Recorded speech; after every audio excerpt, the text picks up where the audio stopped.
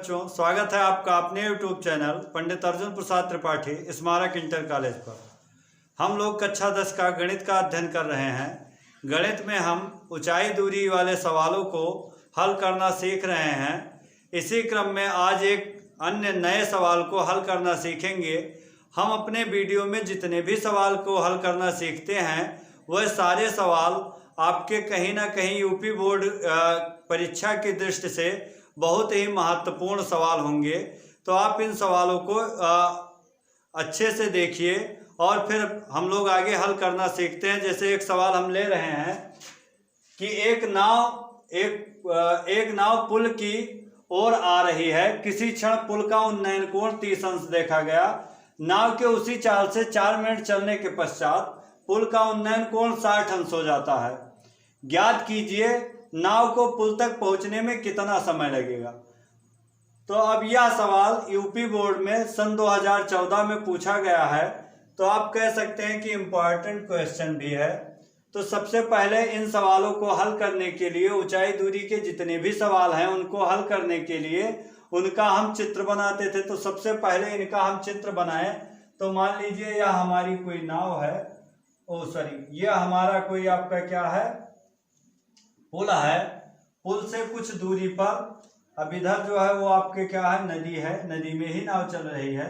तो पुल से कुछ दूरी पर नाव चल रही है और फिर देखा जाता है तो किसी क्षण पुल का उन्नयन कोण 30 अंश। अब उन्नयन कोण मीन्स आपका यहां से नाव से देखा जाता है पुल के शीर्ष पर। तो यहाँ पे अगर नाव है तो नाव से जब देखते हैं पुल के शीर्ष पर तो जो उन्नयन कोण दिखाई देता है वह कितना, 30 अंश का दिखाई देता है। और फिर कहा जाता है कि नाव उसी चाल से मीन्स एक समान चाल से 4 मिनट चलती है। किस तरफ, पुल की ओर।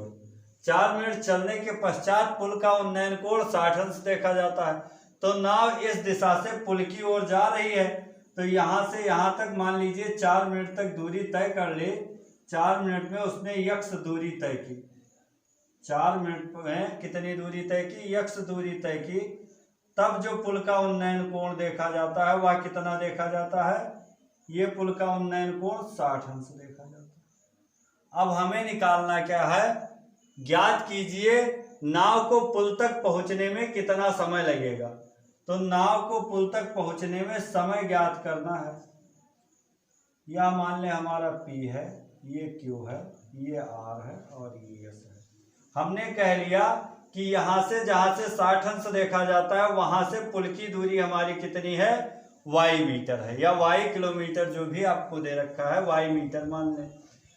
अब अगर ये हमारा क्या हो जाएगा, आधार, ये हमारा हो जाएगा लंब। नीचे वाली भुजा ये वाली क्या हो जाएगी, आधार। तो हमने मान लिया कि माना जो हमारी SR दूरी है वह x किलोमीटर है और जो आपकी RQ दूरी है वह क्या है, y किलोमीटर है या y मीटर है। तो फिर अगर हम बात कर लें त्रिभुज PQR में, अगर त्रिभुज PQR में इस त्रिभुज में PQR में बात कर लें तो हमें पता है tan 60 अंश, tan थीटा का मान दे रखा है कितना, tan 60 अंश। जैसे सारे सवालों को हल कर रहे थे उसी तरह हल करेंगे। अब यहाँ पे लंब का मान निकालेंगे। अब देखो दोनों त्रिभुज में लंब कॉमन है तो इससे कुछ मिल सकता है। तो लंब का मान हम निकालें तो लंब बराबर यानी tan 60 अंश बराबर लंब बटे आपका क्या हो जाएगा, आधार। तो लंब यहाँ पे क्या है, PQ और आधार हमारा क्या है, RQ। तो PQ बटे RQ यानी हम कह सकते हैं tan 60 अंश बराबर हमें क्या मिल गया, PQ का मान कितना और RQ का मान हमने मान लिया है y है और tan 60 अंश का मान हमें पता है। अगर नहीं पता है तो आप तुरंत करेंगे sin 60 बटे cos 60। sin 60 अंश का मान हमें पता है √3 बटे 2 और cos 60 अंश का मान आपको पता है 1 बटे 2। तो 2 से 2 कट गया यानी इसका मान कितना, √3। साथ साथ में हम मान निकालना इसलिए सीख ले रहे हैं कि मान लीजिए आपको tan का मान नहीं रटा है लेकिन sin और cos का मान तो आपको आना ही चाहिए। जब sin cos का मान आपको आएगा तो tan, cot, sec, cotec जितने भी मान निकालने हैं केवल मुख्य रूप से आप 2 मानों को याद कर लीजिए। sin वाले जितने भी विशेष मान बताए गए हैं कि sin 0 अंश का मान क्या होता है, sin 30 का, sin 45 का, साइन 60 का और साइन 90 का और कास का याद कर लें, या तो फिर साइन का याद कर लेंगे, पलट के लिखते चले आएंगे तो कास का हो जाएगा। और इन दोनों का अगर आपको याद है तो बाकी 4 त्रिकोणमितीय राशि जो बची उनका आप इनके सहायता से निकाल सकते हैं। जैसे अभी हमें tan का निकालना था तो tan का सूत्र हमें पता है, tan थीटा बराबर साइन थीटा बटे कास थीटा। तो tan 60 अंश का निकालना है तो साइन 60 अंश बटे कास 60 अंश करके निकाल ली। तो tan 60 अंश का मान मिल गया √3 और PQ बटे y। तो यहां से अगर PQ बराबर हम निकाल लें तो हमें मिल जाएगा PQ बराबर क्या, √3y। अब फिर दोबारा बात कर लें किस त्रिभुज में, त्रिभुज पूरा PSQ में, त्रिभुज PSQ में। अगर त्रिभुज PSQ का बात करें तो यहाँ पे ये पूरी भुजा आपकी हो जाएगी, ये लंब हो जाएगा और ये आधार हो जाएगा। तो tan थीटा, थीटा का मान कितना दे रखा है, 30 अंश। tan 30 अंश बराबर हमारा क्या हो जाएगा, लंब बटे आधार। लंब यहाँ पे PQ है और आधार हमारा कितना है, SQ। अब SQ को आप लिख सकते हैं, PQ SQ को लिख सकते हैं, चूंकि 2 भागों में बांटे हैं तो SR धन RQ यही तो लिखा है तो SQ हो जाएगा, यानी इसे लिख सकते हो SR धन RQ। अब tan 30 अंश का मान हमें पता है 1 बटे √3। PQ का मान निकालना है और SR का मान हमें पता है कितना, x प्लस y। तो तिरछा गुणा अगर हम करा लें जिसे आप वज्र गुणन बोलते हो तो PQ बराबर हमारा क्या हो जाएगा, ये हो जाएगा x प्लस वाई बटे √3। कैसे, इसका इसके साथ गुणा होगा तो x प्लस वाई होगा, या PQ √3 होगा तो ये आपका जो गुणे में वो भाग में हो जाएगा, यानी PQ बराबर x प्लस वाई बटे √3। अगर इसे समीकरण 2 मान लें और इस पहले वाले को 1 मान लें जो आप निकाले हैं यहाँ पे, इसे अगर 1 मान लें तो समीकरण 1 और 2 को अगर आप देखें तो यहाँ भी PQ बराबर √3y और यहाँ भी PQ बराबर क्या दिया है, x प्लस वाई बटे √3। तो समीकरण 1 और 2 अगर ये दोनों PQ के बराबर है तो यह इसके बराबर होगा, यानी √3y बराबर आपका क्या हो जाएगा, x प्लस वाई बटे √3। अब यहाँ भी वही आप जो आप कहते हैं त्रियक गुणा, तो यह हमारा √3 और गुणे √3 यानी 3y हो जाएगा बराबर x प्लस वाई। अब इसे अगर इस तरफ ले आए तो 3y और -y बराबर आपका हुआ x। तो ये आप कह सकते हैं कि x बराबर हमारा क्या हुआ, ये हमारा 2y, तो 2y बराबर x, तो y बराबर क्या हो जाएगा, x बटे 2। अब देखो इससे हमें यह मिला, हमें कह रहा था कि x दूरी तय करने में कितना समय लगता है,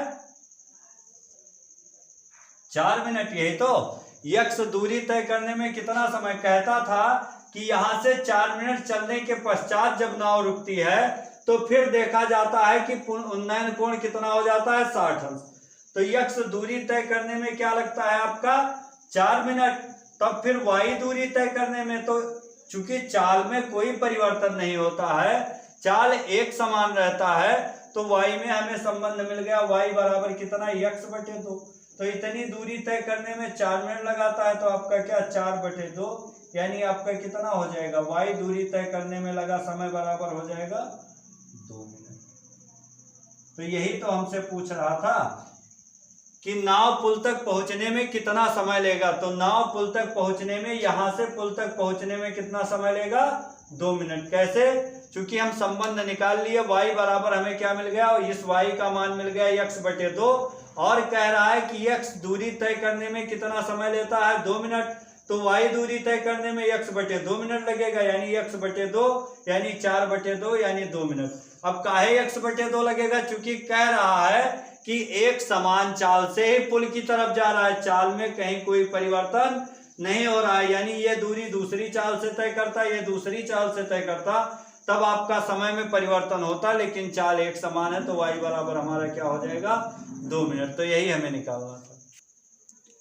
अगला एक सवाल लेते हैं कि क्षैतिज तल पर खड़े एक ऊर्ध्वाधर मीनार के शीर्ष का उसी तल पर स्थित बिंदुओं से उन्नयन कोण का माप 15 अंश तथा मीनार की ओर 80 मीटर चलने पर उन्नयन कोण की माप हमारी 30 अंश हो जाती है। फिर कह रहा है मीनार की ऊंचाई ज्ञात कीजिए। तो कह रहा है 36 तल पे ये हमारा कोई तल हो गया जो 36 तल है, इस पे एक मीनार खड़ा है और फिर कह रहा है ऊर्ध्वाधर बिंदु ऊपर की ओर खड़ा है। मीनार के शीर्ष का उसी तल पर स्थित बिंदुओं, उसी तल में 36 तल पे यह बिंदु ओ स्थित है। ओ से उन्नयन कोण 15 अंश। अब उन्नयन कोण कह रहा है मीन्स नीचे से देखा जा रहा है, तो ये हमारी क्षैतिज रेखा, ये दृष्टि रेखा, तो इससे जो कोण बनाता है वो कितना 15 अंश। फिर कह रहा है मीनार की ओर 80 मीटर चलने पर उन्नयन कोण 30 अंश हो जाता है। तो मीनार इसी तरफ है, यहाँ से 80 मीटर चलने पर, यानी 80 मीटर अगर चल लिया जाए तब यहाँ से अगर देखा जाए तो कोण कितना बनता है 30 अंश हो जा रहा है। तो मीनार की ऊंचाई ज्ञात कीजिए, मतलब हमें यह ज्ञात करना है ये। अच्छा, अगर हम मान लें ये ओ है, ये बी है और ए हो गया, ये आपका बी हो गया, ये सी हो गया, इसे मान लें यह वाई है, तो हमें यच का मान निकालना है। यच का मान निकालने के लिए यहाँ पे एक चीज आपको दिक्कत देने वाली है, क्योंकि हमें त्रिकोणमिति के विशेष मानों को बताया गया था, जैसे 0 अंश का बताया गया था, 30 अंश का बताया गया था, 45, 60, 90 इनका बताया गया था। इसके आधार पे बाकी मानों को हमें निकालना था, तो हमें 15 अंश का मान नहीं पता है, क्योंकि हमें यूज क्या करना है, यही यूज करना है मीन्स tan। तो tan 15 अंश का मान पहले हम निकाल लें। तो tan 15 अंश का मान जिनको पता है उनको तो पता है, और जिनको नहीं पता है वो देख लें। tan 15 अंश का मान निकालने के लिए आप tan 15 को क्या, अब आपको फार्मूला आना चाहिए tan ए माइनस बी का। तो tan ए माइनस बी का फार्मूला आपका होता क्या है, tan ए माइनस बी का सूत्र होता है, आप जानते होंगे, tan ए माइनस tan बी बटे tan ए tan बी प्लस 1, या ऐसे कह ले 1 प्लस tan ए tan बी, या tan ए tan बी प्लस 1 बात एक ही है। तो ये आपका सूत्र होता है tan ए माइनस tan बी का, tan ए माइनस tan बी अपान 1 प्लस tan ए tan बी। तो अब इस सूत्र का यूज कर ले, तो इसे हम लिख सकते हैं tan 15 अंश को लिख सकते हैं क्या, अगर 15 को हम देखें तो लिख सकते हैं 45 माइनस 30, इसे लिख सकते हो ना 45 माइनस 30। तो हम कर ले tan 45 माइनस 30, अगर 45 से 30 को घटाओगे तो 15 ही लिखा है। अब यह लिख गया a माइनस बी, तो tan ए माइनस बी का सूत्र tan ए यानी tan 45 माइनस tan बी यानी tan 30 बटे 1 प्लस tan 45 और tan 30। अब tan 45 अंश का मान हमें पता है कितना होगा आपका 1, और tan 30 अंश का मान आप जानते हैं 1 बटे अंडर रूट 3 हो जाएगा, और 1 tan 45 अंश का मान आपका 1 ही होगा, और tan 30 अंश का मान आपको पता है 1 बटे अंडर रूट 3। तो ये हमारा लिख जाएगा, अगर हम यहाँ से क्या करें अंडर रूट 3 और 1 को एलसीएम ले लें तो इन दोनों का एलसीएम अंडर रूट 3 ही हो जाएगा। इसका इस तरफ गुणा यानी अंडर रूट 3 माइनस 1 अपान ये आपका नीचे वाला भी ऐसे हो जाएगा अंडर रूट 3, और यह हो जाएगा under root 3 plus 1। Under root 3 से अंडर रूट 3 कट जाएगा, यानी हमें मिल जाएगा under root 3 minus 1 upon under root 3 plus 1। अब यह मान आपका कितने खो गया tan 15 अंश का। अब इसका थोड़ा सा और सिंप्लीफिकेशन कर लें, मीन हर का परिमेयीकरण करा दें, तो आपको याद होगा कक्षा 9 में हर का परिमेयीकरण कराने के लिए हर के संयुग्मी से ऊपर नीचे गुणा करा देते थे। तो इसका संयुग्मी क्या हो जाएगा अंडर रूट 3 माइनस 1 बटे अंडर रूट 3 माइनस 1। ऊपर नीचे जब आप गुणा कराओगे तो ऊपर क्या लिखा है अंडर रूट 3 माइनस 1 का होल स्क्वायर, और नीचे अगर इसे ये मान लो इसे b मान लो तो यह a प्लस बी, और इस ब्रैकेट में क्या लिखा है a माइनस बी। तो ये विस्तार रूप लिखा है, आपको याद आया होगा कक्षा 8 में आपने समीकरण पढ़ा होगा, तो उसमें विस्तार रूप बताया गया होगा कि a square minus B square का विस्तार रूप होता है a प्लस बी और दूसरे ब्रैकेट में a माइनस बी। तो वही वाला तो लिखा है a प्लस बी और a माइनस बी, यानी ये हमारा क्या हो जाएगा अंडर रूट 3 का होल स्क्वायर माइनस 1 का होल स्क्वायर। तो ये फिर a माइनस बी के होल स्क्वायर का सूत्र लगा के खोल दे, तो ये स्क्वायर यानी अंडर रूट 3 का स्क्वायर और प्लस बी स्क्वायर यानी 1 का स्क्वायर और -2ab तो 2 गुणे √3 गुणे 1 तो बात एक ही है आपका। और यह हमारा क्या हो जाएगा √3 का होल स्क्वायर मीन्स 3 और -1। तो जब इसे आप हल करेंगे तो √3 का स्क्वायर 3 और 1 का स्क्वायर 1 यानी 3 1 4। तो यह लिख सकते हो 4 - 2 √3 और बटे क्या 3 में से 2 घटा तो आपका 2। तो यह हमारा कट जाएगा तो कितना हो जाएगा 2 अगर कॉमन ले ले तो 2 - √3 बटे 2। तो 2 से 2 कट गया। ये हमें मिल गया किसका मान tan 15 अंश का मान कितना मिला 2 - √3। यानी जहां भी सवाल में tan 15 अंश के मान का उपयोग करेंगे वहां हम रख देंगे 2 - √3। अब देखो tan 15 अंश का मान हमने निकाल लिया 2 - √3। इसका उपयोग अभी हमें सवाल में होने वाला है, इसलिए हमने पहले ही से डिस्क्राइब कर लिया कि हमें दिक्कत ना हो कि जब आप हम बताएं कि tan 15 अंश बराबर आप लिख दे 2 - √3 तो आप कहें ये कहाँ से आ गया। इसलिए हम लोगों ने पहले ही डिस्कस कर लिया इसके बारे में। अब हम बात कर लें त्रिभुज ABC से। त्रिभुज ABC में या ABC से अब अगर त्रिभुज ABC से बात कर ले तो यहाँ h का मान हमें निकालना है, यानी h बराबर tan लगा दे भाई। तो tan 30 अंश हमारा क्या हो जाएगा tan 30 अंश बराबर आप जानते हैं लंब बटे आपका क्या आधार। लंब का मान दे रखा है हमने, मान लिया है h है और आधार को मान लिया है y है। तो tan 30 अंश का मान हम जानते हैं कितना होता है 1/√3 यानी h बराबर 1/3 √3 या कह सकते हैं कि h बराबर हमारा क्या हो जाएगा y/√3। ये गुणा होगा तो आप त्रियक गुणा जब कराएंगे तो h/√3 हो जाएगा। तो h बराबर जो यहाँ गुणन होगा ये अगर आप गुणा कराते हैं तो यही तो हो जाएगा √3 h बराबर y। तो h बराबर या इसके साथ भाग में आ जाएगा, यानी h बराबर क्या हो जाएगा y/√3। अब हम दोबारा बात कर लें, यहाँ से एक संबंध मिल गया। अब इससे h का मान निकाल लें, तब फिर त्रिभुज कौन सा OBA में या AOB में। अगर त्रिभुज AOB से बात कर ले तो हमें यहाँ से क्या मिल जाएगा tan 15 अंश बराबर h अपान लंब बटे आधार h अपान 80 + y। अब tan 15 अंश का मान हमें पता है तो tan 15 अंश का मान हम रख दें। tan 15 अंश का मान हमें क्या मिला है 2 - √3 और h बटे हमारा क्या हो जाएगा 80 + y। तिरछा गुणा आप करा दे तो यहाँ से h बराबर हमें मिल गया क्या 2 - √3 इंटू 80 + अब यहाँ देखो इसे अगर आप इक्वेशन फर्स्ट मान लो, इसे इक्वेशन फर्स्ट मान लो और इसे इक्वेशन सेकंड मान लो तो दोनों तरफ h बराबर आपको मिला है। तो h बराबर यहाँ से h के बराबर ये रख लो, y का मान मिल जाएगा। y का मान निकाल के इस इक्वेशन में रख दोगे h का मान मिल जाएगा।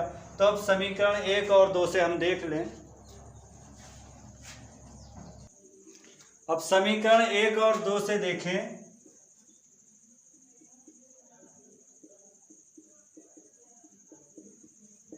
समीकरण 1 भी आपका कह रहा है h बराबर y/√3 और यह समीकरण 2 भी हमारा क्या था h बराबर 2 - √3 और 80 × 80 + y, ये दोनों आपस में थे।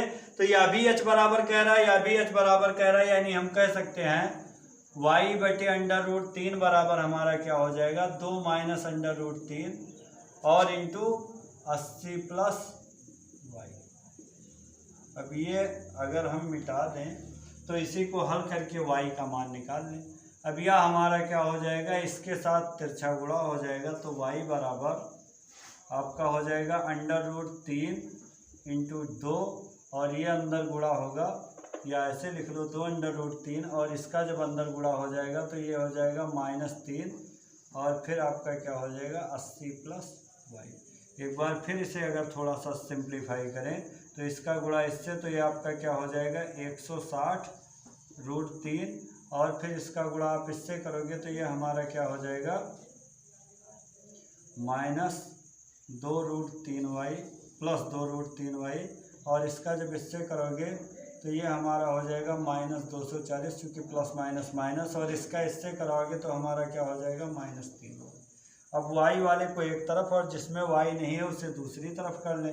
तो y वाला अगर एक तरफ करें तो y, और ये प्लस में इधर आएगा -2√3y, और इसे जब इस तरफ लाओगे तो +3y बराबर हमारा क्या हो जाएगा 160√3 और -240। यहाँ से देखो अगर हल करो तो 3, ये आपका क्या हो जाएगा 3 1 4y और -2√3y, और ये हमारा हुआ 160√3 -240। इसमें देखो हम ले सकते हैं कामन, क्या 2 कामन ले लें। तो अगर 2 कामन ले लेंगे तो हमारा हो जाएगा 2y और -√3y बराबर 2y, पूरा इतना कामन ले लें, 2y कामन ले लें। तो अगर 2y कामन ले लोगे तो आपका अंदर बच जाएगा क्या, इस पद में पूरे में 2y कामन ले लें तो अंदर बच जाएगा आपका क्या 2 -√3, और यहाँ से अगर कामन ले लें तो यहाँ भी आप 2 कामन तो हो ही सकता है दोनों में, या फिर 0 यहाँ भी है 0 यहाँ भी है, तो मिनिमम 5 तो कामन होगा ही, चूँकि दोनों 5 से डिवाइड हो जाएंगे। तो अगर 5 कामन ले लें तो हमारा क्या हो जाएगा यहाँ पे 5 3 15, और फिर 15 1 16, यानी 5 दूनी 10, 32 पंचे आपका होता है 160, और यहाँ भी अगर 32√3, और यहाँ भी अगर आप अब यहाँ भी कामन ले लें तो यहाँ 5 कामन लेंगे तो आप कितना हो जाएगा, अरे 5 के बजाय सीधे 10 कामन ले लो, तो 10 कामन लेने पे यहाँ आपका हो जाएगा 16√3, और यहाँ पे हो जाएगा सीधे आपका क्या 24। तो यहाँ से अगर फिर एक बार हम देखें तो y बराबर हमें मिल जाएगा क्या 10 × 16√3 -24, और बटे आपका क्या 2 × 2 -√3। तो 2 से ये कट गया, यानी हमें मिल गया 5। और अभी यहाँ और भी कामन हो सकता है, कामन क्या हो सकता है आपका √3 का मान हमें पता है 1.732, तो मान रख दें तो ये हमारा कितना हो जाएगा 16 √3 के लिए पे 1.732 रख दो, और -24 बटे आपका क्या हो जाएगा 2 - 1.732। गुणा उड़ा करा लो, गुणा करा के अगर घटाएंगे तो हमें उत्तर कुछ मिलेगा इतना। अब देखो इसे अगर हम सॉल्व करेंगे तो सॉल्व करने के उपरांत लगभग यह मिल जाएगा 18.56। इसका पहले इससे गुणा करा लें, गुणा कराने के बाद हमें जो मिलेगा उसे हम क्या करेंगे 24 से घटा दें, घटाने के बाद जो आए वो 5 से गुणा करा दें, तो गुणा उड़ा कराने के बाद यह मिल जाएगा 18.56, और इसे जब आप घटाओगे तो 0.268 मिलेगा। अब यहाँ से ये काटने के लिए यहाँ ऊपर 0 और ये दोनों दशमलव कट गए, तो इससे जब इसको भाग देंगे तो 69.25, यानी हमें y का मान मिल गया लगभग कितना, y बराबर मिल गया लगभग 69.25। अब हमें पता है समीकरण 1 जो हम माने थे वो हम माने थे y बराबर, हमें h बराबर क्या मिला था y बटे √3। तो यहाँ पे √3 का मान ला के रख दें, y का मान यहाँ पे रख दें तो h का मान मिल जाएगा। y का मान कितना है 69.25, और √3 का मान कितना है 1.73। तो यहाँ से अगर इसे काटोगे तो 1 0 ये बढ़ जाएगा, और इसे जब आप काटोगे तो लगभग 39.96 या कुछ ऐसे मिलेगा लगभग। तो इसे हम क्या कह सकते हैं h बराबर 40 मीटर। तो h हम कितना माने थे, यही माने थे, यानी मीनार की ऊंचाई। तो मीनार की ऊंचाई हमें मिल गई कितना 40 मीटर। मीनार की ऊंचाई बराबर 40 मीटर। अब एक तरीका, अगला सवाल हम लेते हैं। कह रहा है एक मनुष्य पानी के जहाज की छत पर खड़ा है जो पानी की सतह से 8 मीटर ऊपर है। जहाज के छत से पहाड़ी की चोटी का उन्नयन कोण 60 अंश तथा पहाड़ी के तली का अवनमन कोण 30 अंश है। पहाड़ी की ऊंचाई तथा जहाज से पहाड़ी की क्षैतिज दूरी ज्ञात कीजिए।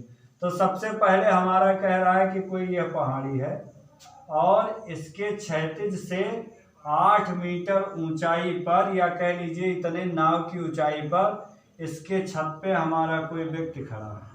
यह ऊंचाई कितनी है 8 मीटर है। और यहाँ से जब वह ऊपर देखता है किसके, पहाड़ी की चोटी को देखता है, तो जो उन्नयन कोण बनता है वह उन्नयन कोण कितना बनता है, 60 अंश का बनता है। तो ये उन्नयन कोण हो गया 60 अंश।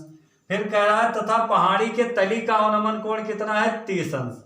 यहीं से पहाड़ी के तली का अवनमन कोण कितना है, 30 अंश। अब ये कोण जो है 30 अंश है। यही तो हो जाएगा, ये आपकी क्षैतिज रेखा हो जाएगी, ये दृष्टि रेखा हो जाएगी। नीचे की ओर देखेगा तो अवनमन कोण, और ऊपर की ओर देखेगा तो उन्नयन कोण। अब अगर ये 30 अंश है तो यहाँ इसका एकांतर कोण होगा, मीन्स ये भी 30 अंश होगा। अब फिर हमें निकालना क्या है, क्षैतिज दूरी, मीन्स यहाँ से नाव से और पहाड़ी के बीच की क्षैतिज दूरी और पहाड़ी की ऊंचाई, मतलब ये पूरी ऊंचाई निकालना है। इतनी ऊंचाई तो हमारी 8 हो ही जाएगी, तो पहाड़ी की पूरी ऊंचाई कितनी हो जाएगी, h + 8, जो भी आपका मात्रक होगा, मीटर, सेंटीमीटर, किलोमीटर, जो भी होगा वह मात्रक हो जाएगा। तो अब हम इसका अगर नॉमिनेशन कर लें इस चित्र का, तो ABCDE। तो सबसे पहले हम बात कर लें, अब हमें y का मान निकालना है। तो y का मान निकालने के लिए हम सबसे पहले बात कर लें त्रिभुज EDC में। हमें कह रहा है कि क्या निकालना है, एक बार फिर से इस चित्र को समझे कैसे बना। हमसे कह रहा था कि एक मनुष्य पानी के जहाज के छत के ऊपर, जो पानी की सतह से 8 मीटर के ऊपर है, तो हमने मान लिया यह जहाज का छत है, ये पानी की सतह है, इससे 8 मीटर की ऊंचाई पर है, तो 8 मीटर की ऊंचाई पर हुआ। फिर कह रहा है पहाड़ी के चोटी का उन्नयन कोण, ये हमारी पहाड़ी है, इसके चोटी का जो उन्नयन कोण बनाता है वह 60 अंश बनाता है। तो यहाँ से वह ऊपर की ओर देखता है, तो दृष्टि रेखा और क्षैतिज रेखा के बीच जो कोण बनता है वह कितना, 60 अंश का बनता है। फिर उसने कहा कि पहाड़ी के तली का अवनमन कोण कितना, 30 अंश हो जाता है। यहीं से, यही कहा है नहीं, छत से पहाड़ी के चोटी और फिर छत से ही पहाड़ी की जो है आपका तली का अवनमन कोण कितना हो जाता है, 30 अंश। तो पहाड़ी की तली में नीचे की ओर देखता है तो अवनमन कोण कितना दिखाई देता है, 30 अंश। ये क्षैतिज रेखा या दृष्टि रेखा, इसके बीच जो कोण बना हुआ 30 अंश हुआ। तो ये इसका एकांतर कोण है, ये 30 होगा, तो ये भी 30 होगा। अब हमें निकालना क्या है, पहाड़ी की ऊंचाई। पहाड़ी की ऊंचाई मीन्स ये h + 8 वाला। और फिर क्या निकालना है, जहाज से पहाड़ी की क्षैतिज दूरी। तो हमने मान लिया कि जहाज से पहाड़ी की क्षैतिज दूरी मीन्स ये दूरी हमारी कितनी है, y मीटर है, तो y का मान निकाल लें। अब ये भी y होगा तो यह भी आपका y होगा, यही दूरी हो जाएगी। तो दूरी निकाल लें। तो हम बात कर लें किसमें, त्रिभुज EDC में। त्रिभुज EDC से अब अगर त्रिभुज EDC से बात करें तो यह कोण आपका समकोण होगा। समकोण के सम्मुख जो भुजा बनती है वो हमेशा कर्ण होती है, और जिस भुजा से मेजर करते हैं उसकी सम्मुख भुजा आपकी लंब होती है, और जो बच जाता है वो आधार होता है। तो ये हमारा लंब हुआ, ये आधार हुआ, ये कर्ण हुआ। तो हम कह लें, अब हमें यहाँ 2 के मान पता है, एक लंब का और दूसरा आधार का। तो लंब और आधार के बीच में संबंध कौन बताता है, tan थीटा। यानी tan थीटा बराबर हम जानते हैं क्या होता है सूत्र, लंब बटे आधार। tan थीटा का मान tan 30 अंश, तो tan 30 अंश बराबर लंब का मान कितना आपका 8 और आधार का मान y। tan 30 अंश का मान हम जानते हैं 1/√3 और बराबर 8/y। नहीं भी जानते हो तो आप sin 30 और cos 30 का करके निकाल सकते हो। तो y बराबर यहाँ से आपको क्या मिल गया, 8√3 मीटर या 8√3 मात्रक। मीटर तो नहीं कह सकते क्योंकि हमें दे नहीं रखा। तो ये हमें मिल गई, इनके बीच की क्षैतिज दूरी कितना, 8√3 मात्रक। या अगर नहीं आप कह रहे हैं तो √3 का मान रख दीजिएगा, 8.1732 जो आ जाएगा वह हो जाएगा। तो क्षैतिज दूरी का मान मिल गया। अब हमें क्या निकालना है, मीनार की ऊंचाई। तो मीनार की ऊंचाई निकालने के लिए हम बात कर लें त्रिभुज ABC। त्रिभुज ABC या त्रिभुज ABC से, अगर त्रिभुज ABC से बात करें तो हम कह सकते हैं क्या, वही प्रोसेस tan 60 अंश बराबर हमारा क्या हो जाएगा, h/y। tan 60 अंश का मान हम जानते हैं √3, तो h/y। y का मान अगर हम रख दें तो यहाँ से हमें कितना मिल जाएगा, √8√3। तिरछा गुणा करा दो तो एच बराबर, अब ये वाई का मान हम निकाले थे 8√3, तो वाई का मान यहाँ रख दिए, तो एच बराबर आपका क्या हो जाएगा 8√3 गुणे √3, यानी √3 का √3 से गुणा होगा तो 3 हो जाएगा, और 8 त्रिक 24, तो एच बराबर हमें कितना मिल गया 24 मात्रक। अब पूरे मीनार की ऊंचाई चूंकि 8 मीटर, वह कहाँ है जो है कह रहा है पहाड़ी जो 8 मीटर है, यहाँ तल से 8 मीटर नीचे की तरफ है, ऊपर हम देख रहे हैं, तो 8 मीटर या पूरे मीनार की या पूरे पहाड़ी की ऊंचाई हमारी हो जाएगी, पहाड़ी की कुल ऊंचाई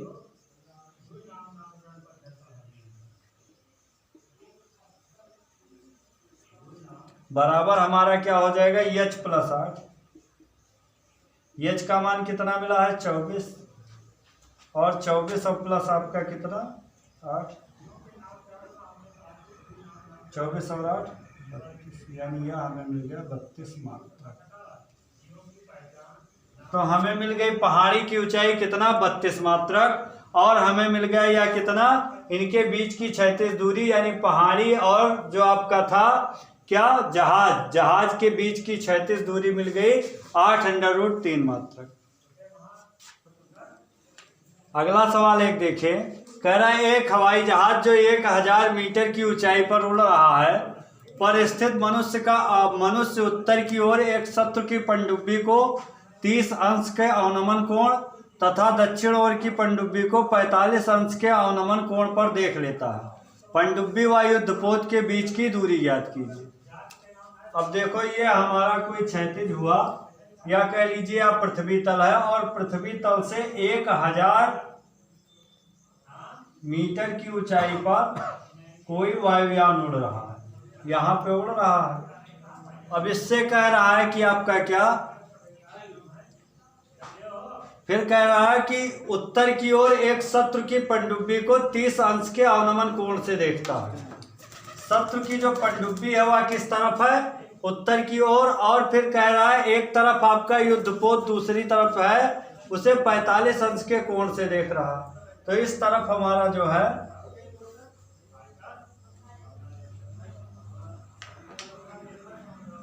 वो आपका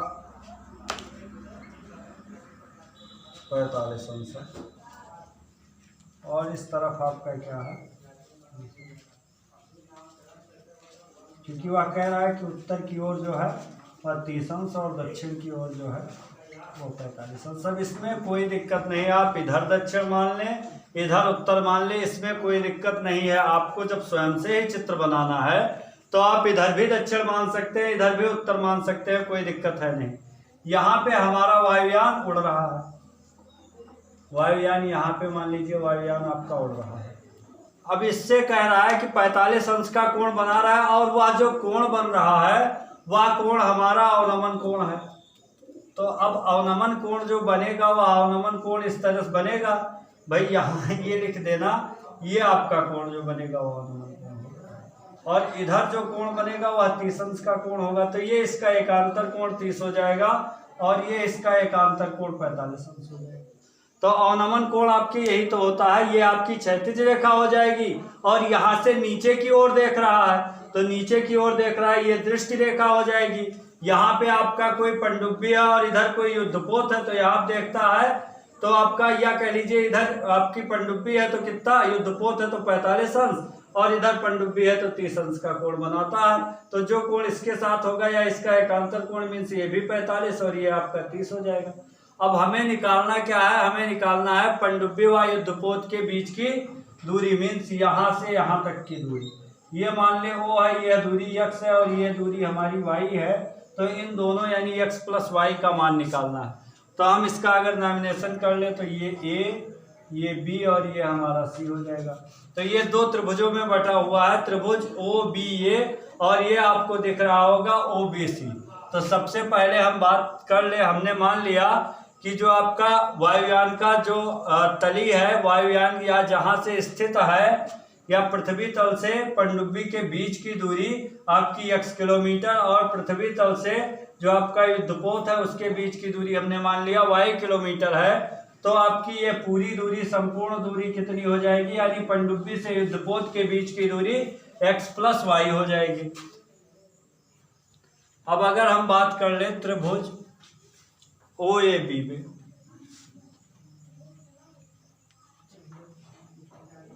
त्रिभुज ओ ए बी में या ओ ए सी से अगर हम देखें तो हम कह सकते हैं इसमें हमें निकालना क्या है, यक्स का मान निकालना है।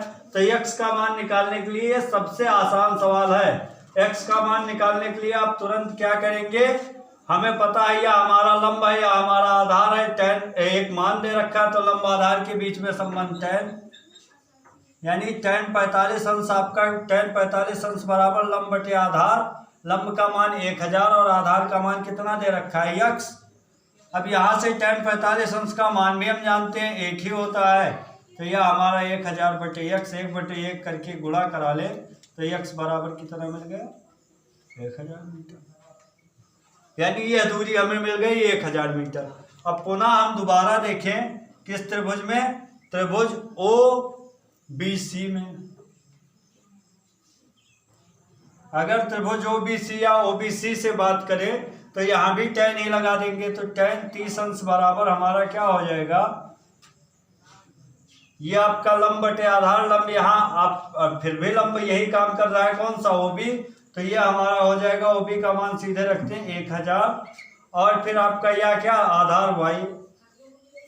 tan 30 अंश का मान हम जानते हैं 1/√3, तो ये हो जाएगा 1000 बटे वाई। तिरछा गुणा अगर करा दे तो y बराबर हमें क्या मिल गया, 1000√3। हमें पूरे कह रहा था कि अब हमें x y दोनों का मान मिल गया, तो हमने मान लिया था कि पनडुब्बी से और युद्धपोत के बीच की दूरी x + y है, तो वही हमें निकालना था, पनडुब्बी व युद्धपोत के बीच की दूरी। तो x + y बराबर निकाल दें। x का मान हमें कितना मिला है, 1000 और y का मान मिला है 1000√3। यहां से अगर 1000 हम कॉमन ले लें तो ये हमें मिल गया 1 + √3, मान रख दें तो 1000 और √3 इसका मान रख दें तो 1.732। आगे अगर हल कर ले तो ये जुड़ने के बाद 2.732 हो जाएगा, यानी हम कह सकते हैं यह हमारा हो जाएगा 1000 × 2.732। अब अगर आप इसका गुणा कराओगे तो यह यही हो जाएगा 2732 और पीछे कितने 1230। इसका अगर आप इससे गुणा कराओगे तो यही तो हो जाएगा, पीछे 30, यानी अगर हम कह लें तो कितने 3 हो जाएगा, यानी यह दूरी हमें मिल गई 2732 मीटर। यानी युद्धपोत से और पनडुब्बी के बीच की दूरी कितनी मिल गई, 2732 मीटर।